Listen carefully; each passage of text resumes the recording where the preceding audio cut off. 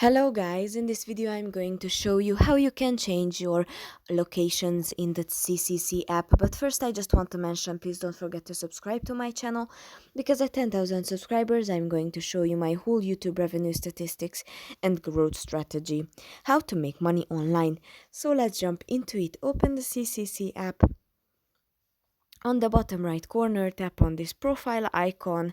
On the top right corner, the settings icon, and you have to choose the first option, and it opened to three options, and you tap on the first one here too, and here you will have your countries where you can find the CCC brand, and tap on where you are now, for example Hungary, and on the bottom you have to confirm the changes,